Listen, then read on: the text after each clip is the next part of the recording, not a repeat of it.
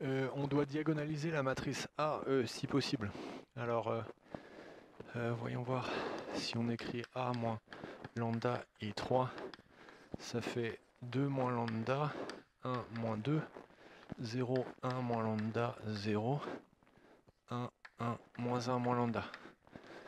Alors, ce qui fait peur aux étudiants dans la technique qui consiste à chercher des valeurs propres évidentes, c'est ils ont peur de devoir être créatifs et de ne pas trouver. En fait, on peut s'y prendre de manière méthodique.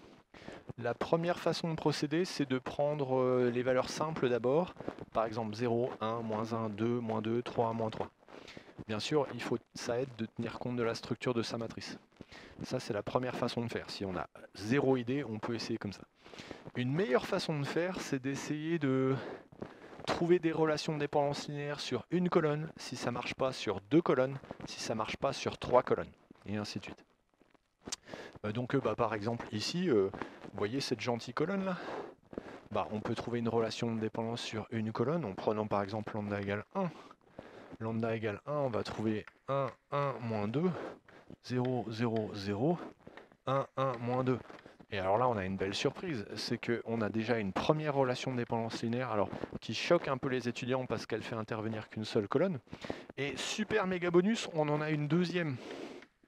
Ce qui veut dire qu'on a déjà trouvé deux valeurs propres, 1 et 1, pour deux vecteurs propres, 0, 1, 0 et 1, 0, moins 1. Et pour terminer, ça serait bien de trouver une dernière valeur propre. À noter que si la matrice est diagonalisable, on est dans le cas simple de diagonalisation des matrices puisqu'il nous manque qu'une seule valeur propre. Pour trouver la dernière valeur propre, on utilise la trace. La trace de la matrice de départ fait 2. Et ça doit être égal à 1 plus la valeur propre qui manque, c'est forcément 0.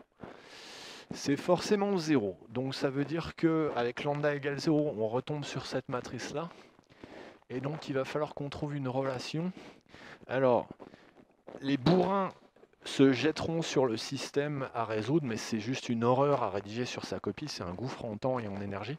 En fait, il vaut mieux utiliser ses yeux et la structure de la matrice, et travailler en colonne. Alors, on peut travailler comme ça. Comment je fais pour trouver une relation sur les colonnes ? Une relation avec une seule colonne n'est pas possible. Une relation avec deux colonnes n'est pas possible non plus. Ah mince, j'ai forcément une relation avec trois colonnes. Bon là, c'est pas très compliqué, on a une gentille colonne avec des zéros qui nous arrange bien. Alors moi, j'aime bien utiliser ce qui s'appelle la technique du zéro. C'est-à-dire que puisqu'on doit utiliser les trois colonnes, on n'a qu'à prendre C1. Mais il y a un 2 ici.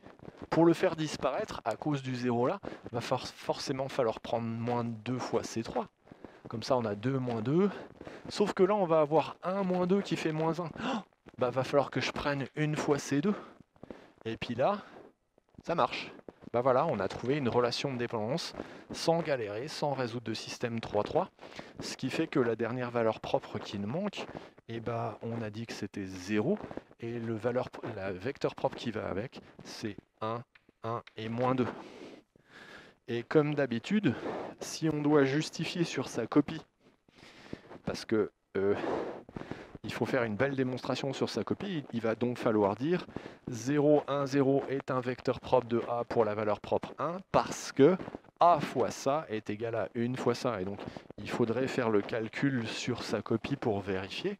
Et donc, par exemple, je vais le faire pour le dernier.